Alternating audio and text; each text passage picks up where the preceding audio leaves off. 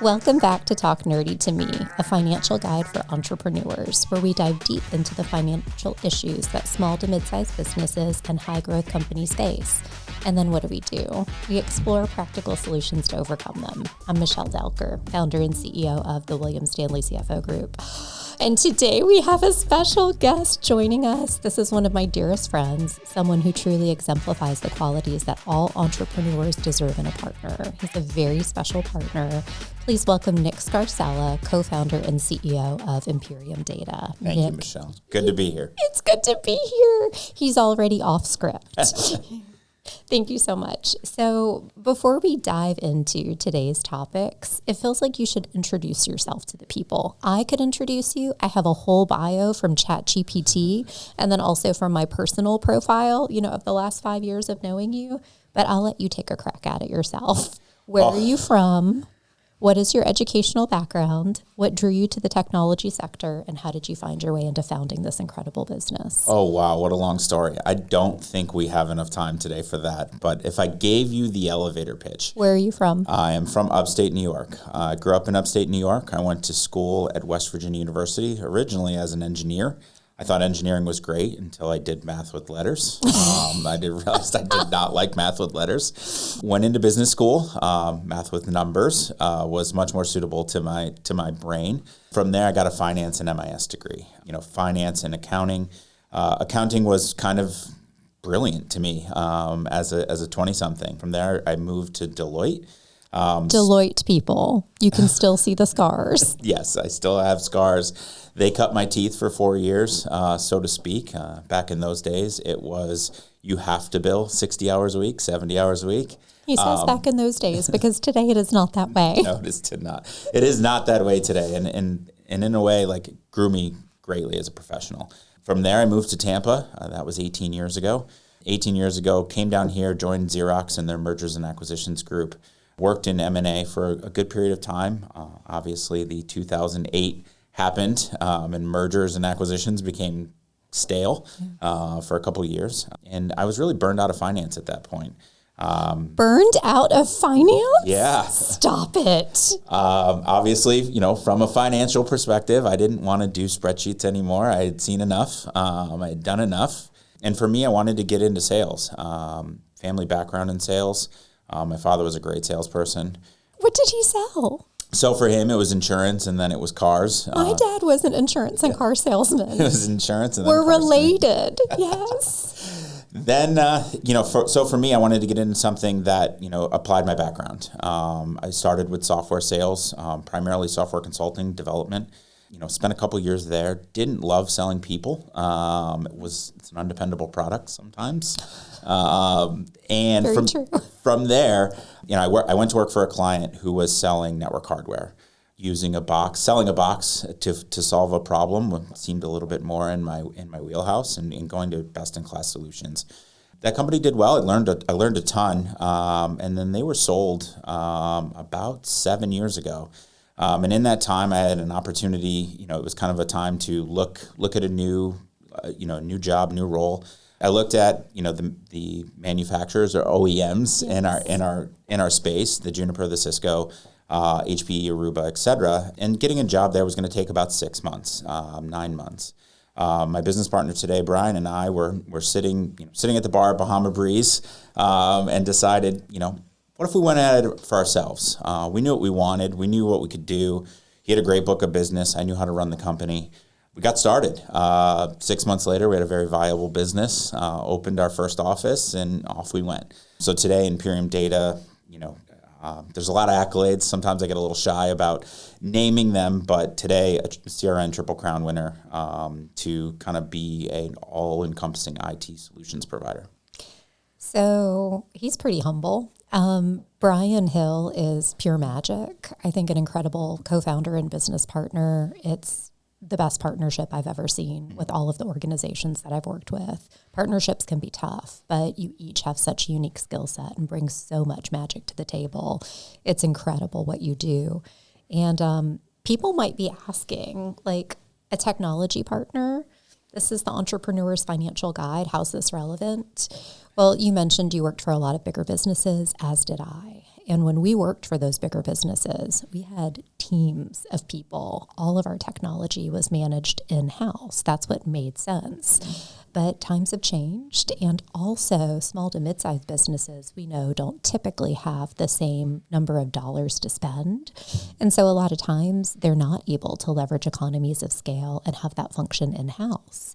And so when I moved from GE, a very large organization, to a healthcare startup that was only maybe $50 million a year, that's when I started seeing technology heavily outsourced. We leveraged a managed service provider who was able to come in for us as a fraction of the cost of what it would have been to have had that cost in-house.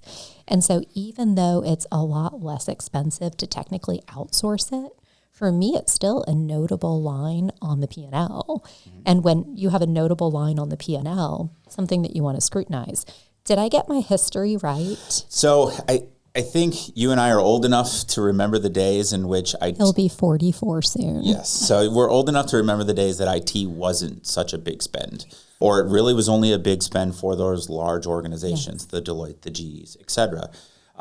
Today, IT is filtered down to where we have a generation of workers, not just children, workers that don't know the life without the internet. They don't know the life without the web, or email, or text messaging per se. But you do remember the Dewey Decimal System, right? The library and the file cabinet. I do. I remember having to take a class in college of how to look up a book in the library. That was a prerequisite to start your freshman year. That was a different time. And today, technology has kind of encompassed our worlds. Nothing can be done without it. I can't get in my car without my phone. I can't drive my car without my phone. There's a lot of things that have come full circle. And that applies now to all businesses. And there's a big technology gap between kind of the haves, and you used to say the have-nots, but the haves and those that are doing the best they can. Yes. But IT has become also very utilitarian. You expect the Wi-Fi to work. Yes. You and I were having a conversation, and you were at a client's office, and you asked to use the office, and they said, "Oh, the network doesn't work in there." In that office, yes. That's very unacceptable in today's world. So things have changed, and it now small and mid-sized businesses need technology more than ever to do more with less across their organization, yet take advantage of technology to be profitable. It is ultimately the profit driver that is getting us all there today. And if you're not adopting technology in certain ways, you're probably leaving money on the table, so to speak, or you're working a lot harder working harder for the same money. Yes, 100%. So thank you so much for expanding on that.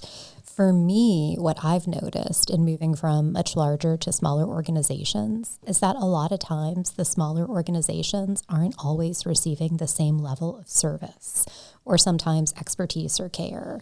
And so our goal here with this podcast is really to show folks what that gold standard is. Agnostically, we want that same level of excellence regardless of what revenue you're generating each year.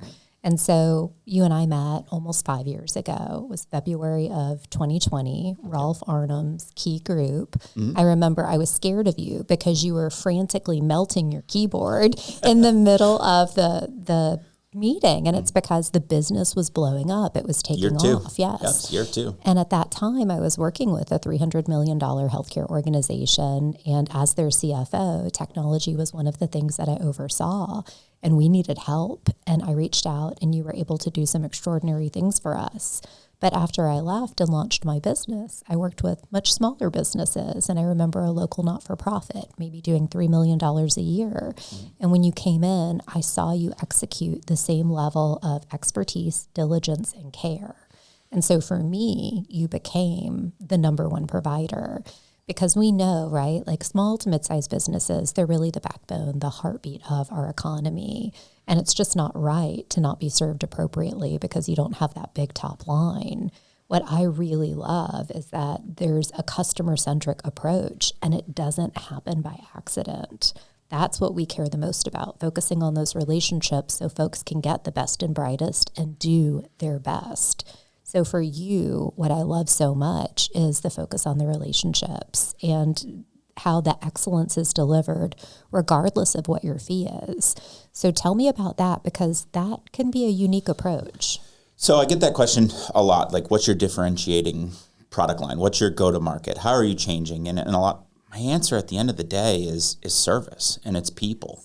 At the end of the day, people buy from people. Yes. They buy from people they like. They buy from people they know. They buy from people they want to do business with. There's a lot of things that can be purchased, in the Amazon model. Go online, type in your credit card number, they'll send it to your door. When it comes to technology, there's a lot of decisions that need to be made to make the right level of decisions. We've talked about small and mid-sized businesses. I've walked into businesses like you explained, and they're like, oh, I bought my computer at Best Buy. Great. I got a spanking. Great. There's some things you missed. Yes. And so when you start to talk about business and technology, there's a level of security we're all concerned with today. So cybersecurity is probably one of the hottest words in technology today. And there's a lot to be done when it talks about security, even for a one-person shop, that you have to take in consideration. Now, there are a lot of tools that are out there for people to self-service themselves. Mm-hmm. But when you start running an organization and there's more than one, and you're talking about email security, file security, that is your intellectual property. That's what you own. To be able to protect that in the right manner, or at least take good steps. To be honest, nobody's safe. The NSA is not safe. Mm-hmm. They're being attacked all day, every day. So for you, an entrepreneur, or me, an entrepreneur, it takes work all the way around in terms of how do we manage those things? Where do we buy that equipment from? How do we get that? And what small and mid-sized business owners don't realize, they're playing at a deficit. So we talked about GE. GE likely gets 70, 75, 80, 85% off on their equipment when they're buying it because it's economies of scale. Mm-hmm. A lot of people are like, how is that fair? It's not fair, but that's the way capitalism works. Mm-hmm. For small and mid-sized business owners, what they're not doing is talking about what scale can they take advantage of. So for the example you gave, when we worked with that small not-for-profit, there's not-for-profit money and there's not-for-profit discounts that can be applied for customers like that. They just didn't know existed. Mm-hmm. Best Buy doesn't know exists. Mm-hmm. And then they're not buying, when you start talking about Microsoft and you talk about cybersecurity, you're not buying those things with that not-for-profit disclaimer. And so setting them up in those ways is really just enabling discounts. Now, a lot of people say, well, why aren't you collecting that as profit, right? Yes. It's not about that. If the profit can be the same, the numbers change and the numbers move around. So we're still in business to make money. That's not a secret. He has a new baby to feed. Yeah, I do. The most beautiful baby. But formula is not cheap, and 15 to 20% margin is a reasonable fee for service. And so if I can make 15, 20% and get you into a solution cheaper than you would have bought it at Best Buy, well, then we've created a win-win solution for that person. And then they also feel good knowing they purchased the right thing for themselves, for their business, in the decision that they were tasked with making. So as you as a CFO, you were tasked with buying 300 laptops to refresh from Windows 7. That was going to take a Herculean effort, especially in 2020 when buying a laptop was hard because there wasn't many left. And standardizing that was important, and making sure we got the right equipment to nurses to be able to handle the pandemic. Yes. Those are real considerations. And if, using what we did, we stocked, we bought ahead, we planned, we set up proper leasing effects and then timed it. And those are things that a solution provider that stops and talks about your business outcomes rather than your technology needs really can understand what you need. And then it's about being creative in those solutions. It's interesting because the example that you're referencing, I want to say at that time, our technology spend with our existing partner was probably $1.2 to $1.5 million a year. And when we would purchase hardware, there was no financing option. Mm-hmm. And when we began working together, we saw incredible lease options for the financial component. Right. So it was a comprehensive solution, was my experience with the team. And that's continued to be my experience. Even my husband knows, and my husband's only met you a couple of times, but I was telling him about the client who didn't have internet and network connectivity in his back office. And Mike said, you need to call Nick. And Nick said, thank goodness someone is finally subscribing, because I come around, I bought a such and such. What do you think? No, you're not supposed to buy that. No. So to me, what you've described is incredibly unique. And I think it's 100% fair to say, definitely, we need to feed our families. We are in business to make money, but there's a right way to do business, essentially, is what I hear you saying. And what I love is when you build such great relationships, you do become that top of mind, tip of tongue solution. You become a comprehensive partner, a strategic ally, as opposed to a transactional vendor. And so it's unique, it's special, it's not something that everyone is doing. So when we talk to our entrepreneurs, we want to tell them what to look for, right? Like, here are the things that these are great green flags or these are red flags, right? Yep. So when someone is looking for a technology partner, what are some of the traits that they should be looking for a good partner? So a good partner, a lot of it will depend on price. Price is always a part of the equation. And so the commodity of technology can be as easy as Amazon or Best Buy. It can be. But if you have a knowledge gap of what you're trying, you're not sure what to buy, you're not sure what's going to be best, you want a 2-year solution, 5-year solution, 7-year solution, you should consult with somebody that takes the time to understand your business. Do they understand what you're trying to achieve, or are they just selling you the part? Now, there are times you don't want to go through those conversations and have an hour-long conversation to buy one laptop. That seller doesn't want to do that either. But, working with a partner that takes the time and understands you over time. For us in IT, the IT sales cycle is 18 months minimum on any real project to do. So it takes time to roll those technology solutions out. It takes time to buy them correctly. It takes time to turn around a quote with proper discounting. A lot of people don't know how discounts work at economies of scale. It's a lot about writing business cases on why that's going to make sense for all parties involved. And in Imperium, we call it a win-win solution. To create a win-win solution takes time and effort, but it also takes relationship and understanding. So I would say look for a technology solutions provider that's understanding your business, maybe has a background in your business, but then really takes an interest in what your ultimate outcome is. I mean, that sounds great, right? Who doesn't want that? So again, it sounds like it's all about someone who is willing to focus on that relationship, get to know who you are, right? It's no longer a sterile sort of handshake environment or behind a keyboard. It's really knee to knee, shoulder to shoulder, understanding your goals. And then, as most good partners do, I think you do quarterly check-ins, right? So you can stay apprised of what's happening. Let me address probably a topic that you're maybe not asking about, but I'll kind of give it to you. So to me, there's a dirty word in technology today called a managed service provider, an MSP. It's not a dirty word. I already said it. It's a dirty word because everybody has a different definition of it. Okay. And what that service is ultimately the important piece. So understanding what that service is and what you're going to get from that service. A lot of people lump a managed service provider altogether, but there's managed service for help desk, there's managed service for network, there's managed service for security, there's managed services put in a lot of different ways. I mean, your cleaning service is a managed cleaning service. Absolutely. So managed service provider is a very open topic. So it's about understanding what is that service they are going to provide to you, and are they meeting the needs of your business? So when you're asking that question, it's make sure that managed service is matching the ultimate business need. Some people just think, I just need to buy managed services. If I buy managed services, that's going to cover all my needs. Well, not necessarily. So I think 100%. And for me, I've never thought of it as dirty. I think of it as the way that we're moving in the world, right? The world is shifting in how we consume and receive products and services.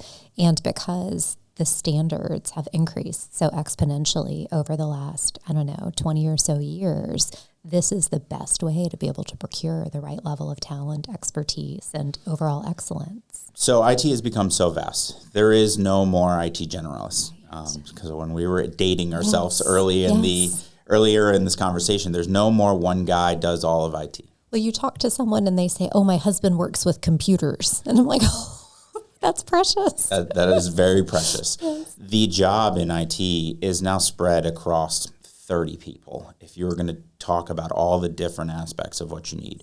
So the value a managed service provider can do for you in IT is bring a low-level help desk person, a mid-level help desk person, a senior engineer, a security person, a potential solutions architect if you're doing a larger project, and then a virtual CIO. We call them VCIOs, but really all they're doing, going back to your question, is providing all the reports on your IT and your IT infrastructure, what's working for you, what's not working for you, and then what does your 3 and 5 year spend look like? Because some business owners are surprised what technology actually costs for a year, 3 years, 5 years. And there are still clients out there, large organizations that run computers until they die. Mm-hmm. You can. They're no longer supported, right? Well, they're vulnerable. You're also probably cutting back on the productivity of your great assets and your people. Mm-hmm. If they're struggling with that technology, if the Wi-Fi is slow, if they can't get their computer to load, or today in the world of AI, if your computer's slow, the AI is not running. The AI is not running fast enough. It's not giving you the results it needs. Or AI will cut a corner when it doesn't have the bandwidth to kind of process your request, and it'll cut the corner and give you a partial answer. Mm-hmm. So understanding, that's why NVIDIA and Microsoft are fighting so much in this AI space, is because it's all about compute power. The next generation of computers are going to get faster, and they're going to get faster in our hands and be able to do a lot of the things we're asking them to do today, but in our hands and not in a data center. I think that was a really profound response. So in general, technology, IT, used to be 1, 2, maybe 3 products. Similar in accounting, right? Everybody sees me and they ask me about taxes. And I'm like, taxes is this much. Do you know this much of what we do? There are so many specialties that fall within that umbrella. And for some of us, 45, for some of us, it can feel overwhelming and a bit daunting because you don't know what to ask and you don't want to look foolish. And I think what you're saying is, if you have a partner that is the right partner, you don't have to go in knowing a lot. You share what you do know, and that partner will craft the solution. And so to me, it sounds like you're saying you need someone when you sit down, someone who's going to take the time, someone who has a genuine interest in being able to satisfy those needs, and someone who's going to educate you so you're not so uncomfortable or scared. Because I'll tell you, when I walk into an office and I can't get connected, I put my hands up. I'm like, I don't know what to do. Do I call Nick? Do you know? Yep. And one of the things, the IT industry is changing. You started to talk about it, but I'll kind of point it out. Like, it used to be back in the day when you bought a Microsoft license, it was $600. You owned it for 4 or 5 years, and then you had to spend $600 again. Now Microsoft charges anyone and everyone monthly. Yes. It's $5 a month, $10 a month, $12, $20, $50, whatever the level of that subscription is. And IT is moving that way. Now, I would say right now, as business owners are a little uncomfortable with potentially not owning their IT hardware. But at the same time, they want that Wi-Fi to be latest, greatest every 3, 5, 7 years, whatever that refresh cycle is. And so today, and I'll use one of our partners, HP Aruba, they have GreenLake, and the GreenLake product line allows us to kind of craft those solutions. So there's multiple different ways to craft a solution for a business. Do you want to spend $500,000 on new wireless for your building today and capitalize it and go through those finance questions? Or do you want to just know that you have latest and greatest Wi-Fi that's refreshed every 3 years, and your monthly cost is $10,000 a month and not $500,000 in one shot? Is that $100,000 a month or $10,000 a month a better solution for the business rather than capitalizing $500,000 in IT assets? And that's where the IT world is changing to accommodate business, especially as finance rates have gotten as high as they are and capital as scarce today versus 2021 or 2022. Putting that money to use and getting the business value without putting up the cash is ultimately what a lot of entrepreneurs are looking to do. How do I get return without putting in the cash? And so I think our industry is changing to that, and it can accommodate small business, but it can also be scary to think I don't own my network. But there are solutions out there, particularly with managed service providers, that can allow you to own it, allow you to control it, and allow you to get the business outcome you're looking for without outlaying that initial front of cash. And then you can also structure it multiple different ways where I say large businesses today are taking advantage of that up front, but then have a closing piece in the end to buy it at the end piece. Now, you accountants will all tell us about the new leasing standards, yeah. But we've found our way around it through some smart lawyers, I guess. It's interesting because to me, that's a huge juxtaposition. And it was a mind blow when we started leveraging that particular methodology as opposed to purchasing several $100,000 and putting out that capital and diminishing liquidity and picking up additional obligations. When we started looking at things as a service, the world changed. But it's a hurdle to get over, to really grasp the mindset. And when you talk about the team, right, you're saying we built the team this way. I mean, everything is as a service. This is technology as a service. It's changing it from opening that box and installing something, writing that check. Do you guys remember writing checks? I still have a checkbook. I do too. Scary. Yes. But so it's a huge shift. And what you're saying generationally is some of our newer business owners, that's very normal for them. That's the world that they've grown up in. But for other people like myself, right, that is not necessarily what was normal. That has changed. And so it's getting comfortable with that changing environment, that changing landscape. It's getting comfortable with that change and understanding that your purchasing power as a small business is bigger than you may think it is. It's about taking advantage of those programs and taking advantage of those buying options to put those things in place for you, even as a small business. So small business can be a little relative. You may want to buy it if it's 1 or 2 or 3. But if you're starting to open a new office building with a floor, if you're using enterprise-grade Wi-Fi, they're $1,000 an access point. If you're talking about putting 40 of them in, well, that's $40,000. And then what are you going to do with them? And then how are you going to manage them? Then how do you make sure that they work? Those are the things that start to come even after the purchase. It's not plug it in and it works. Which is what a lot of us think. We all think that, when you say, how are you going to manage it? It's like, what do you mean? I just turned it on and it works. Yeah, just like you turn the light switch on, you expect the lights to work. Unfortunately, technology doesn't quite work that way and is becoming more complex every day. I agree. And you see me, right? Like we were in a meeting together and he looked at me and he said, you can't be doing that. We're going to change that right away. And I think being able to have those open, honest conversations really is what facilitates that forward motion. So for me, the biggest thing is like someone that you're comfortable with, someone that you trust, and someone who's willing to invest the time. And so I know you've worked with a lot of customers over the years. You've got a lot of really great partners. Tell me about something that stands out in your mind as a success story where you felt really good about how you were able to make a positive change. He didn't have a copy of a script beforehand, so this is him on the fly, cold. It's interesting because you mentioned it earlier. I don't think so much about successes as I do about failures or losses. And that's something that for me is a culture thing. I think, the military calls it debrief to win. You should know about what you didn't do right all the time and then how you can improve. And for me, that's kind of the way I look at things. But to use a good example, I'm actually going to just use employees. We've had employees that have come to us and started off well, didn't work out. And then we've had employees that really wanted it and took the time to kind of really learn the industry and build on top of that. And for me, I think a lot about being a business owner, it's not the 35 people that work for me, but if you look at the 35 people and there's likely someone in their life that they're also contributing and supporting to, that makes it 70 people in your life. And then if you talk about their kids, then those 35 people are really 100. And I think for me as a business owner, my success has been being able to support those 35 people to make a great living for themselves, for them family, and be able to support them in a local community that also supported us. So one of the best things about Tampa's been really receptive. Tampa a lot of time is called a big small town.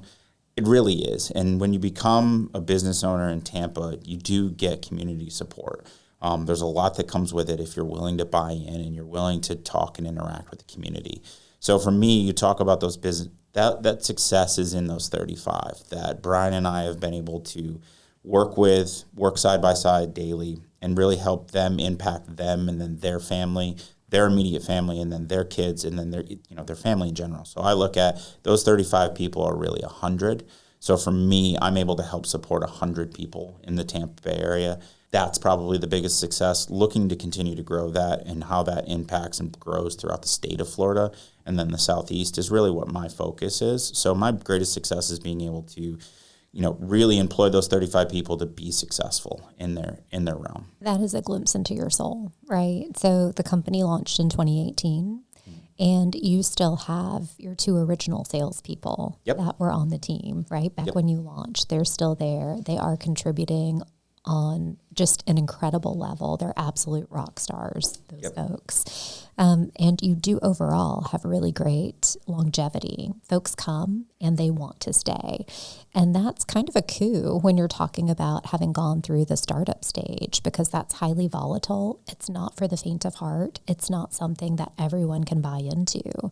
But what I think is really fantastic, in addition to that, is you aren't from here. Brian is not from here, but you are very involved in the community. You have built your homes and your lives here. You've gotten married here. You've had your children here, and you really do champion the town through various not-for-profit efforts.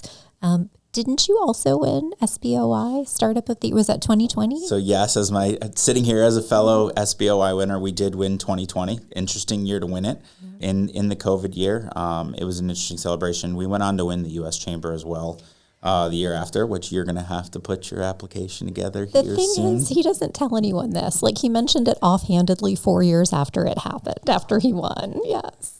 And I guess for me, like, SBOI and then the U.S. Chamber was really where we were as a startup. We were 20 people back then, or under 20 people back then. Now that we're 35, we've grown, and it's been an iteration of Imperium, and that really changes for everybody. It changes for everybody in the building. And so one of the things I respect, and you mentioned about the 2 salespeople that are still there, we've been a different company 6 times. For them to be able to roll with the punches and believe in us, myself, Brian, and the company as a whole and what they were doing, and continue to really work hard, that's why I say that those 2 are really important, but every employee is really important to me. And bought in. I mean, so I've been to your sales kickoffs, and I'll go to one next week. And sometimes he's like, why do you want to come? It's like, I want to be in the room with the magic, right? I want to see the folks that are out there on a daily basis really making this what it is. It's incredible, and it's something that's very difficult to quantify. So yes, we all love the Chamber. The Chamber is absolutely fantastic. But isn't there a not-for-profit that you have really supported? Well, there's a couple not-for-profits. And not-for-profits are something where we can really engage with the community, really make a significant difference. Technology is extremely difficult, as we talked about. But those non-for-profits are also, really budget conscious on what they spend money on and how they spend it. But being able to take advantage of technology for themselves and for their workers is really big on how big of an impact they can make. So just like I was mentioning earlier, if their computer's 7 years old and it's not working well, they're not making the impact they can. So allowing and working with them to update their, take advantage of the budget that they have, apply the discounts that they need, and help them really take advantage of technology to increase their impact. Well, that's the business outcome they're looking for and we're looking for as a technology provider. Yes. No, I love it. But also outside of providing, I think you actively participate, right? Isn't there one in particular? So there are a couple. This is what I was asking. Yes. Maddie's movement is one that came to us through an employee. So when we won SBOI, a lot of our philanthropy comes through what's important to our employees. Yes. It's not something that where Brian and I dictate it to the organization. We really let the employees bring up what's important to them, and it came through an employee, and you said, "Hey, I know about this. This is really important to me. I'd like you to take a look." And I met with Evie, and she's really doing something phenomenal. And then for us, we've been able to take advantage of, to us, sometimes it's called technology waste, or it's a 3-year-old computer and it's not going to be used anymore in the organization. But to a foster kid, that's a gateway into the window of technology. They may have a cell phone, but a laptop's another step in terms of what we need. I know some of the younger generation thinks their phone does everything, but they find out that laptops are needed, and then continuing to build upon those things. So we've been able to take advantage of a couple partners contributing our year-end this year. Instead of sending Christmas gifts to our customers, we made a donation on their behalf to Maddie's movement and to a couple other charities that really were near and dear to our employees' hearts. So it helped our employees and our customers make an impact rather than a Christmas gift or a cup of coffee or Another a mug, box of right? wine. Yes. It went to charity, and it went to somebody that's really going to take advantage of that. And then I think, sometimes people think technology is old or this is gone or this thing. There's really some great programs out there that are not just taking technology, but also helping people make the steps to better their own lives and to better their families' lives. I think of it that way personally. I for my son, he's got to be a better version of me. That's my goal as a parent. His son looks more like him than he does. True. So he's got to be a better version of me. But if we can help somebody improve their lives, that improves for generations. And so having that impact on the community is really important. I think that's incredible. And all of this participation, partnership, activity, this all predates when you and Brian had your children. Yep. This has been a core piece of your fundamental philosophy from the time that the business launched. And for me, when I work with folks, I really want to know who they are outside of business, because that's how I build a profile and make a determination as to whether or not I want to engage and really build that relationship and share. And so thank you for sharing that. He's not a boastful or a braggy kind of guy. So I really appreciate you putting that out there. Is there anything that we didn't cover that you think is important to share with the people? I think IT has become a hairy, scary place for a lot of entrepreneurs. I think taking the time and understanding it and investing is the time and effort to understand it is really important.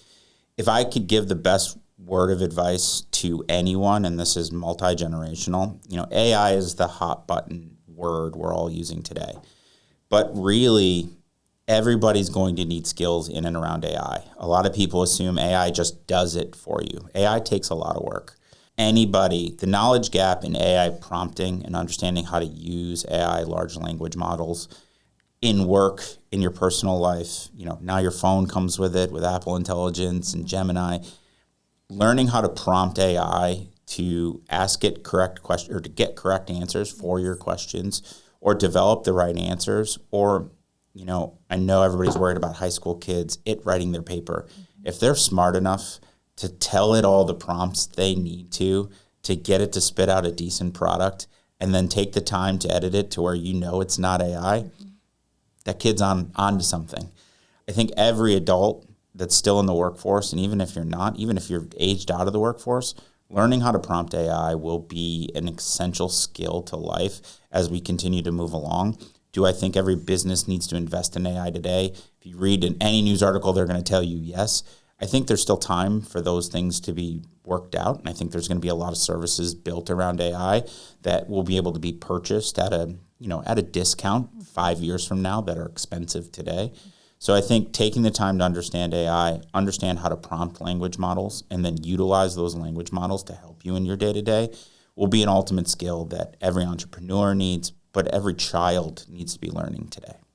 So funny that you say that. So you showed me ChatGPT in January or February of 2023. 2 years ago, yes. And now my daughter was working on like a presentation, and she definitely leveraged technology to facilitate her report.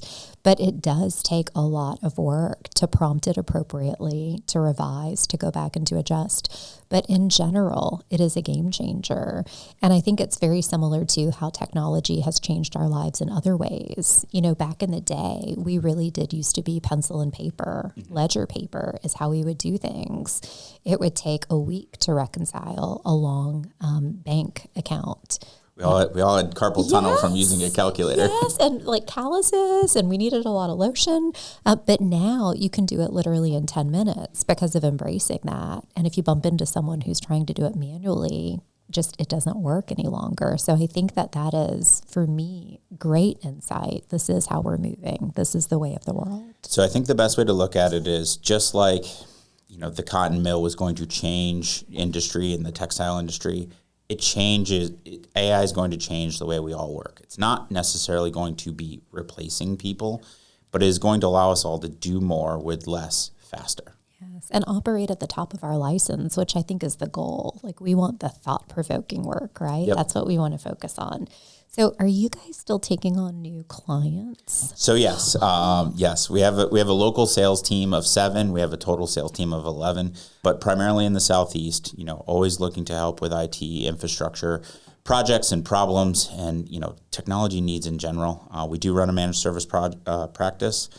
We focus on 25 or more users. A lot of people ask me why not under 25, and as much as we want to service that under market, there's a great number of companies already doing it. So for us, it's focusing a little bit more up market, which matches with what we're doing on a large technology spend, with using some local names that are great names, locally, Mosaic, Rooms to Go, et cetera. We work with them, but we're also working our way through the SMB market of Tampa as well. So we can work with you from a managed service provider. We can work with you on providing technology solutions. And when I say solutions, it's about really understanding the business outcome of those solutions. How did they get in touch with you? So imperiumdata.com. So Imperium always being difficult, IMPERIUMDATA.com. I love it. Well, I think the hardest thing is just typing that in, right? Everything beyond that is super easy. Thank you for sharing your insights with us. It's really been incredibly helpful. So that's it. That wraps up this episode of Talk Nerdy to Me. So please just remember that having the right partners in your corner really is what makes all of the difference in navigating your business's growth journey. Until then, keep nerding out. Okay? Yes. Bye.